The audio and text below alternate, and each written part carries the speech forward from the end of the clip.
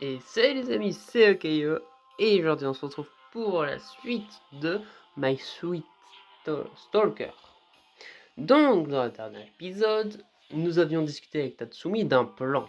Un plan pour faire sortir Kimiko de sa planque. Parce que je vous le rappelle, après la tentative concrètement de meurtre de Shiki, parce que je vous le rappelle qu'elle a trouvé une bombe dans une boîte qu'on lui a donnée, et suite à l'intervention de Tatsumi, Shiki nous a donc rejoint Mei et moi dans leur fameuse maison, qui nous sert actuellement de cachette. Et du coup, le lendemain, Tatsumi nous appelle pour qu'on vienne au café et nous parler d'un plan. Le plan est très simple. On va faire on va faire semblant, c'est plus correct, de sortir ensemble et d'avoir un rencard. Parce qu'évidemment, Kimiko étant une stalkeuse follement amoureuse de nous, elle n'acceptera pas de nous voir dans les mains de quelqu'un d'autre. Et le plan fonctionne, mais il aura fonctionné un peu trop bien parce que Kimiko, après qu'on se soit séparé avec Tatsumi, l'a pris en chasse. Et au début c'était gentil, juste elle la suivait, mais après elle a essayé de l'écraser plusieurs fois. Et justement, nous allons continuer en voyant comment va s'en sortir Tatsumi face à Kimiko et sa voiture. Mon cœur bondit. Tatsumi, où es-tu? Je peux à peine entendre ses voix entre les rugissements de moteur et les crissements de pneus. À la périphérie est du quartier commerçant. Mais attends, tu ne peux pas venir ici, c'est trop d'un... Je mets le téléphone dans ma poche et je me précipite vers la zone mentionnée. Je peux pas rester là pendant qu'elle est en danger. C'est dans cette zone, mais tout est calme. Je ne vois ni Tatsumi ni Kimiko. Ai-je mal compris l'emplacement? Chaque seconde qui passe m'emplit de terreur. Je t'avais dit de pas venir. Tatsumi! Elle sort en trébuchant d'une rangée de buissons avec un sourire sardonique aux lèvres. Tu n'arrives pas à suivre tes instructions, c'est ça? C'est ton truc, donner des ordres? Très drôle. Je pourrais pas te laisser ici, en danger. Que s'est-il passé? Elle a tenté de m'écraser, mais j'ai fait une roulade pour l'esquiver. Elle grimace. Mais je me suis tordu la cheville. Je suis soulagé que tu t'en sois sorti. Mais qu'en est-il de Kimiko? Où est-elle passée? Des voitures sont arrivées et elle est partie. J'imagine qu'elle ne voulait pas de témoin. C'est logique. Elle a toujours couvert ses traces jusqu'ici, après tout. Allons à mon bureau. Maintenant, tu m'invites à ton bureau. Chut, je dois juste aller chercher quelque chose. J'ai réussi à avoir la plaque d'immatriculation. Mon cœur bondit. Peut-être que ça y est, on pourrait enfin trouver Kimiko. Tatsumi fait un pas et à l'aide du joueur. Je me précipite, mais elle lève la main. Pas la peine. J'avais bien. C'est évident qu'elle va pas bien. Elle peut faire la forte, mais sa cheville doit beaucoup la gêner. Je lève les mains en l'air et je recule. Très bien, comme tu veux. Si elle veut pas d'aide, qu'est-ce que je peux faire? Tatsumi avance lentement à cause de sa cheville, mais elle continue à repousser toute aide. Lentement, nous parvenons à son bureau. On y est. Elle bondit vers sa chaise de bureau et s'assit avec un soupir soulagé. J'imagine qu'elle souffrait plus qu'elle ne le laissait paraître.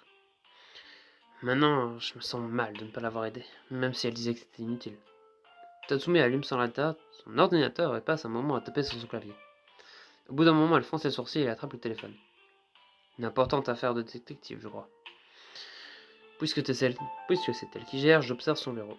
La plupart de ce que je découvre ressemble bien à ce que j'attendais de Tatsumi. Efficace, pratique, rien de frivole. Pourtant, quelque chose touche de douceur me font sourire. Comme une photo de Shiki et elle. Bien que je la vois rarement comme ça aujourd'hui. Ah, bien sûr. Pourquoi je ne suis pas surprise? Je me tourne vers elle alors qu'elle raccroche le téléphone brutalement. Mauvaise nouvelle? La voiture a été déclarée volée ce matin. Alors, aucune piste pour remonter vers Kimiko. C'est ça. Elle se gratte la tête de frustration. Il y a encore une chance que je trouve la voiture, mais... Elle soupire. Tu devrais y aller. Alors, tu me mets déjà dehors? Je pars aussi. Évidemment. Il n'y a pas de raison de rester plus longtemps ici. Tu ne vas pas être en danger? Puisque la voiture a été vue, elle va vouloir faire profil bas. Et si elle ne le fait pas?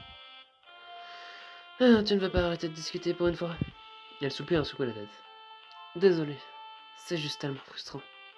Je suis pas si étonné, je peux pas parler. Tatsumi s'excuse sans qu'on lui demande. Elle a même pas ajouté de blague à la fin. Dans la matinée, je réévaluerai la situation. Pour l'instant, nous devrions tous les deux dormir. Je sais pas t'as quand. Je peux te tenir compagnie si tu veux. Non. Ta petite chérie s'inquiète sans doute pour toi. C'est de la jalousie dans sa voix. Je me fais sans doute des idées. Ma petite chérie, tu parles de Mei? Il est évident que je ne parle pas de ma sœur. Elle me fusille du regard pour se faire comprendre. D'accord. Alors, c'est ce que Tatsumi pense de Mei et moi, hein. Mais je suppose qu'elle tient à être en sécurité pour le moment. Très bien. Préviens-moi s'il arrive quoi que ce soit. Je me laisse tomber sur le lit avec un soupir. Quelle soirée. Au moins, mes Shiki ne font pas oser une histoire pour notre rencard quand elles apprennent ce qui s'est passé. Je me lève à contre-cœur alors que je suis si fatigué que je pourrais m'endormir immédiatement. Alors que je m'apprête à me coucher, un texto arrive. Hein? Je me demande si Tatsumi a découvert quelque chose. Je regarde. Pourquoi tu te caches encore de moi, mon chéri? S'il te plaît, reste avec moi. Je me fige. Ça ne peut être que Kimiko. Elle m'envoie à nouveau des messages. Je sais pas comment elle a eu mon nouveau numéro. Maintenant que j'y pense, elle n'aurait jamais dû avoir lancé non plus. Je fixe le message sur l'écran. En dépit de tout ce qu'elle fait, je peux pas m'empêcher de me sentir un peu triste pour elle. Elle semble si désespérée. Qu'est-ce que je fais? J'ignore le message. Parler à Kimiko serait dangereux. Je ferais peut-être qu'alimenter son obsession. Au pire, je pourrais lui livrer quelque chose. Quelques autres messages arrivent, mais je ne réponds pas. Finalement, ça s'arrête. Kimiko. À quel point ta vie est-elle difficile pour que tu en arrives là? Tatsumi arrive dans la matinée. Et pour je ne sais quelle raison, je ne peux pas me décider à lui parler du message. C'est pas comme si le numéro de Kimiko pouvait nous mener quelque part. En même temps, elle m'écrit toujours d'un numéro différent. Tu passes en personne au lieu d'envoyer un message? Tu ne pourrais pas tenir plus longtemps sans me voir, hein. Au contraire, te voir à la première heure, ça rend cette matinée encore pire. Aïe, mauvaise matinée. La police a retrouvé la voiture. Elle était abandonnée au bord de la route. Aucune trace de Kimiko. Et pas de témoin. Génial. Je me suis mise en danger pour rien. Et malheureusement, ça a des conséquences. Pour la première fois, je réalise qu'elle porte une valise. Une minute, tu veux dire? Je viens me cacher avec vous. N'en fais pas toute une histoire. Comme si je pouvais laisser passer une chance pareille. Tatsumi emménage. Passe directement du premier encart à l'emménagement. Tu vas plus vite que ce que je le pensais. Et après? Je souris tandis qu'elle lève les yeux au ciel. Je ne fais pas partie de ton stupide harem. Elle peut dire ce qu'elle veut, je la vois rougir. Je bourdis et me retourne, mais Ishiki se tient dans l'encadrement de la porte. On vous dérange? Ce n'est qu'une triste tentative d'Alex de faire de l'amour. Il faut bien que quelqu'un se charge de détendre l'atmosphère. Oui, merci. Je vois un petit sourire sur le visage stoïque de Shiki. Quelle adorable fille. Je suis si heureux qu'il y ait au moins une personne qui m'apprécie. Je me tourne vers ma meilleure amie Mai. Je vois. Oups, est-ce que ça la rend aussi amère? Je vois que Mai et Tatsumi échangent un regard noir. Oh. Kimiko m'a identifié comme une menace. Je viens me cacher avec vous. Mai ricane. Mais quand je regarde Mai, elle tente de sourire, puis je regarde à nouveau Shiki. Tu vas vivre ici? C'est ça. C'est plus sûr comme ça. Hein? Shiki ne semble pas très enthousiasmé par l'emménagement de sa sœur. Mais enfin, elle se montre rarement enthousiaste pour quoi que ce soit. On dirait qu'il va encore falloir réorganiser notre planning. Les choses se passent mieux que je le pensais. Je me suis inquiété de la façon dont ça allait se passer entre Mai et Tatsumi, mais je pense que Mai essaye de s'entendre avec elle, pour moi. Shiki est aussi calme que d'habitude, bien sûr. Ah! Son exclamation soudaine brise le silence après le dîner. Quoi? Je viens de réaliser que nous avons que 3 chambres, alors quelqu'un va maintenant devoir partager la sienne. Tatsumi me regarde. Pourquoi elle a l'air d'attendre quelque chose? Une minute. Elle attend que je dise que je vais partager la mienne avec elle? Toutefois, ce n'est pas évident de faire ça en présence de Mei et Shiki. Je m'éclaircis la gorge. Je serais ravi de partager la mienne avec l'une de vous. Les sourcils de Tatsumi frémissent, et elle croise les bras. Shiki et moi, nous pouvons partager. Ouais, c'est logique. Elle semble étrangement soulagée. Elle s'attendait vraiment à ce que je partage ma chambre avec Shiki ou Tatsumi? Une minute, Shiki n'a encore rien dit. Shiki, ça te va? Ouais, c'est bon. Elle n'a pas l'air enthousiaste. Bien sûr, c'est l'arrangement le plus logique. Très bien, alors essayons de dormir un peu. Je me réveille après une nuit de sommeil paisible et j'épaille. Pas de cauchemar, c'est un soulagement. Maintenant, quel est notre nouveau planning pour la douche? Je me frotte la tête et j'essaye de me souvenir de ce qu'on a décidé. Shiki se douche seul le soir. Tatsumi après le premier créneau, ce qui a repoussé mon horaire plus tard dans la matinée.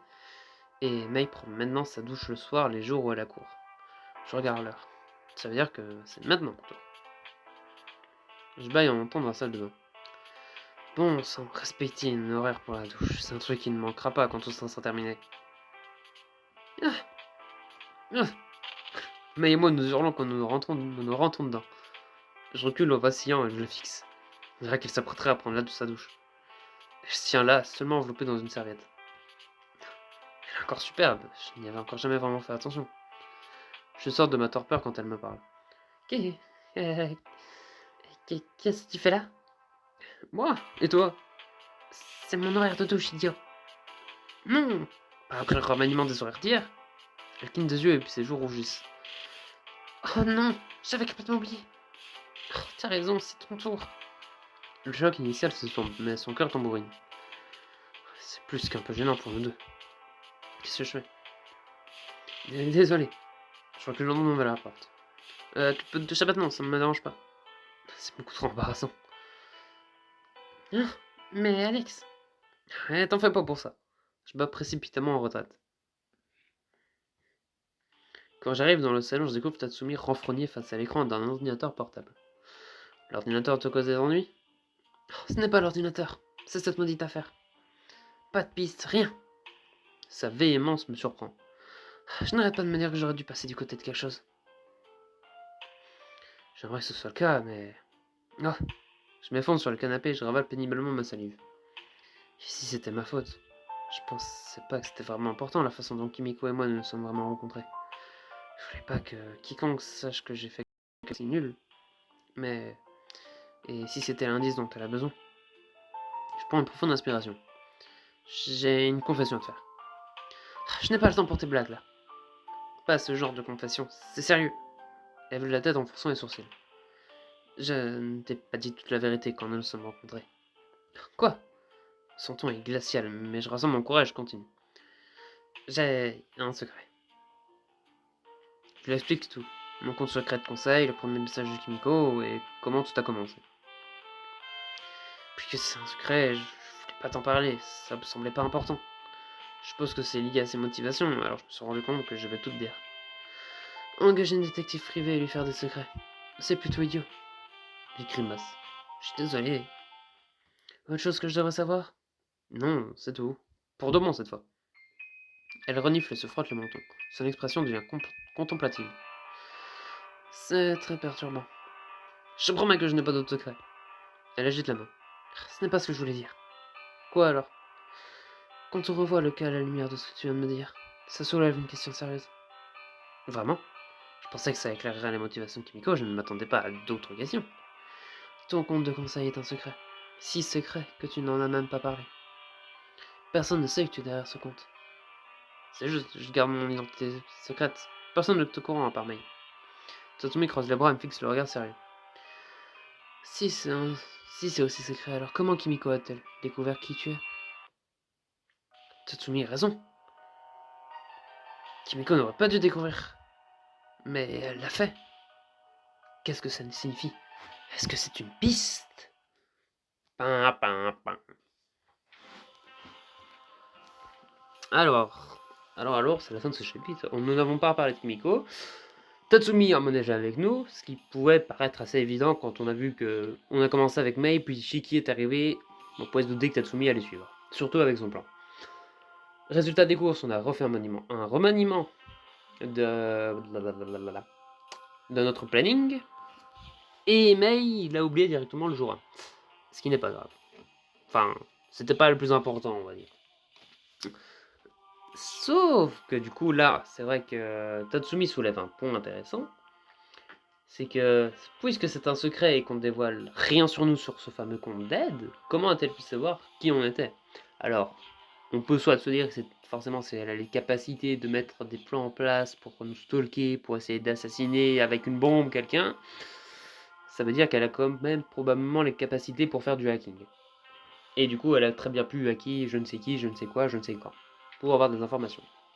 Ou alors la deuxième option, c'est un doute que j'avais honnêtement depuis quelques temps, c'est que en fait, Kimiko n'a rien à voir là-dedans, et que c'est Mei qui se trouve vraiment derrière tout ça. Ou alors que Mei travaille avec Kimiko justement. Et que du coup, bah Mei fait en sorte que Kimiko élimine tout le monde pour elle. Même si ça me semblera un peu farfelu. Mais au final, c'est une solution viable, puisqu'il n'y a que Mei qui est censé connaître ce compte secret. Enfin, qui est censé connaître que nous sommes derrière ce compte secret. Mais bref, nous découvrirons si on trouve de nouvelles pistes dans le prochain épisode. En tout cas, j'espère que celui-ci vous aura plu. Si jamais c'est le cas, n'hésitez pas à vous abonner, à lâcher un like. C'était Okayo. Allez, salut!